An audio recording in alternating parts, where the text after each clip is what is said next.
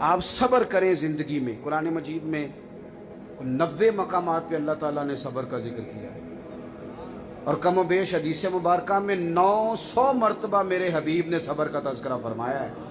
اور ہمارے علماء کہتے ہیں جس طرح دریا کے 2 کنارے ہوتے ہیں، اگر وہ کنارے ٹوٹ جائیں تو طوفان آتا ہے، اجڑ جاتی ہیں بستیاں، اور اگر کنارے مضبوط رہیں تو پھر سمیٹ کے دریا پانی لے جاتا ہے، پھر وہ کھیتوں کو لگتا ہے، پھر اس پانی سے پھول اگتے ہیں، پھل اگتے ہیں، سبزیاں آتی ہیں۔ یہ صبر اور استقامت دنیا میں 2 کنارے ہیں۔ بڑا کچھ لوگ کہیں گے، حالات بڑے بدلیں گے، کبھی کچھ کہا جائے گا، کبھی کچھ کہا جائے گا۔ صبر زندگی کا حسن ہے۔ جن لوگوں کو صبر سے جینا آ گیا، استقامت کے ساتھ جینا آ گیا۔ ہم بلیک میل ہوتے ہیں چھوٹی چھوٹی باتوں میں، بچے کا میڈیکل کا داخلہ نہیں ہوا تو ابا بلیک میل ہو گیا، فلانی جگہ نوکری دلا دیں گے تو چور شرابی ڈاکو کے پیچھے لگ گیا، ووٹر سپورٹر بن گیا، سوچا ہی نہیں، تھوڑی سی بات پر لوگ بلیک میل ہوتے ہیں۔ ہمیں امام حسین نے بتایا ہے کہ جتنی کچھ چیزیں بندے کو بلیک میل کر سکتی تھیں وہ ساری کربلا میں میرے سامنے آئیں۔ اولاد بندے کو بزدل کر دیتی ہے، یہ حدیث ہے۔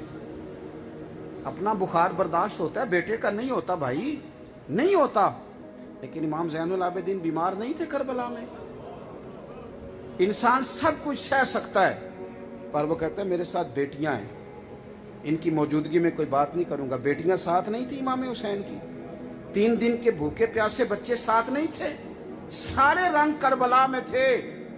لیکن جب امام حسین مقام بیضاء پہ پہنچے تو فرزق شاعر ملا آگے سے، کہنے لگا حسین نہ جائیے گا۔ فرمایا کیوں؟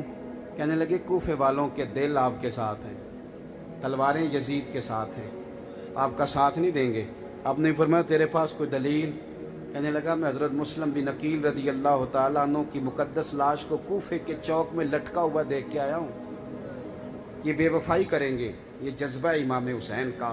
فرزق کہتا ہے یوں کر کے امام نے پگڑی ٹھیک کی اور گھوڑے پہ ایک دفعہ پھر سے ایڑی لگائی اور چلنے لگے۔ کہنے لگے فرزق بس ایک بات بتا، میرا بھائی کٹ گیا ہے، کہیں کسی ظالم کے سامنے جھکا تو نہیں؟ کہیں تم نے اسے مصلحت کوش تو نہیں دیکھا؟ کہیں چھپتا سسکتا اور پیچھے پیچھے ہٹتا تو نہیں دیکھا؟ فرزق کہنے لگا نہیں حسین، وہ میدان میں رہے، انہیں لڑنا آیا، انہیں ڈٹنا آیا۔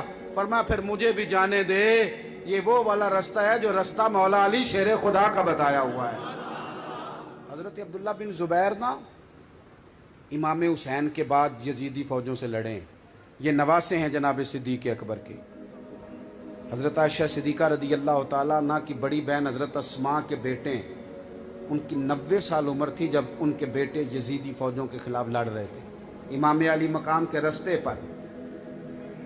تو کچھ فوج آپ کی شہید ہو گئی، کچھ پیچھے ہٹ گئی، تو حضرت عبداللہ ابن زبیر اپنی والدہ سے مشورہ کرنے آئے، ہم اپنے بچوں کو بزدل بنا رہے ہیں۔ او پتر نہ باہر نہ جانا، باہر لڑائی ہو رہی ہے، پڑوسیوں کے بچے کو مار رہا، تو نہ جانا۔ او خدا کے بندو، پڑوسیوں کی آگ بجھائی نہ جائے تو وہ اپنے گھر میں بھی آ جایا کرتی ہے، ظالموں کے ہاتھ پکڑے نہ جائیں تو یہ بے لگام ہو جاتے ہیں، یہ پھر جس کا مرضی گلا کاٹتے۔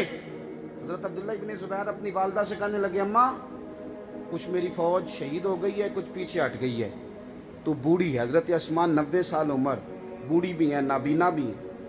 کہنے لگے اماں تیرا مشورہ کیا ہے؟ تو والدہ کہنے لگی عبداللہ تو مجھے اتنا بتا کہ تو حق پہ ہے کہ نہیں؟ ماں پتر سے کہہ رہی کہ اماں میں حق میں ہوں۔ تو حضرت اسماء کہنے لگی بیٹا پھر اس طرح کرنا، تیر سینے پہ کھا کے آنا، کو پشت پہ نہیں ہونا چاہیے، ڈٹ کے لڑنا۔ تو کہنے لگے اماں پھر آپ بھی صبر کرنا، یہ جن سے میرا مقابلہ ہے یہ میرا قتل نہیں کرتے، یہ آنکھیں کاٹ دیتے ہیں، ناک کاٹ دیتے ہیں، آنکھیں نکال دیتے ہیں، کان کاٹ دیتے ہیں، جسم کے ٹکڑے کرتے ہیں، صبر کرنا۔ تو ماں روتی نہیں، ہم نے تو بزدل بنا دیا بچوں کو۔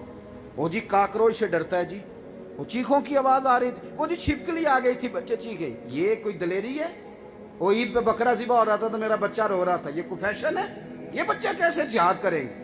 کل کو میدان میں کیسے نکلیں گے؟ سنگلاخ پہاڑوں سے کیسے ٹکرائیں گے؟ ان کو کیسے جینا آئے گا؟ یہ کیسے میدان میں کھڑے ہوں گے؟ ان کا تو پھر وہی حال ہوگا کہ آج ان کو روٹی ان کی مرضی کی نہیں ملی تو انہوں نے موبائل توڑ دیا ہے۔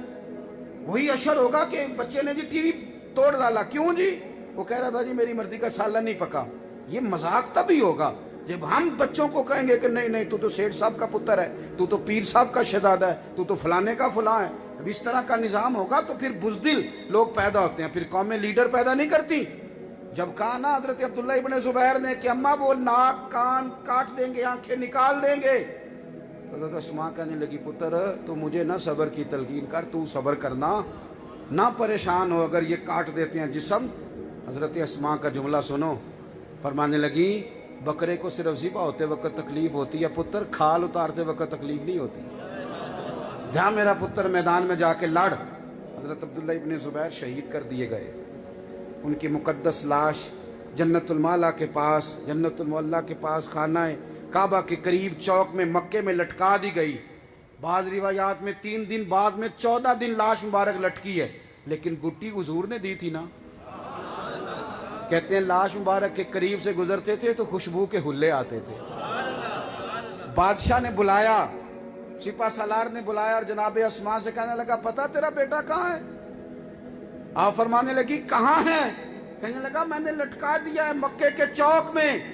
تو جناب اسماء کہنے لگی شروع سے ہی شاہ سوار ہے، زمین پہ ٹکنا اس کی عادت ہی نہیں، زیادہ زندگی اس نے گھوڑوں کی پشتوں پہ ہی گزاری ہے، شروع سے ہی شاہ سوار ہے۔ یہ لفظ کہتے لاٹھی پکڑی ہے ٹکائی، ماں بوڑھی پلٹتے وقت کہنے لگی ایک بات بتا، میرا عبداللہ لٹک گیا ہے کہیں تیرے آگے جھکا تو نہیں؟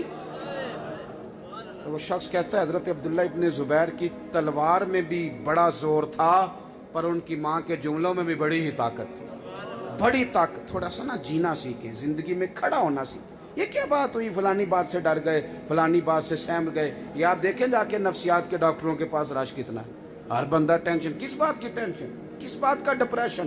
میرے رسول پاک علیہ السلام نے ہمیں کھڑا کیا ہے۔ حضرت عبداللہ ابن عباس کی روایت موجود ہے، فرمایا لوگوں کبھی نہ گھبرانا، ساری دنیا مل کے بھی تمہیں اگر کوئی نقصان پہنچانا چاہے تو رب، جب تک رب نہ چاہے کوئی نقصان کر نہیں سکتا تمہارا۔ اور فرمایا سارے مل کے تمہارا بھلا کرنا چاہیں تو جب تک اللہ نہ چاہے کوئی تمہارا فائدہ کر سکتا۔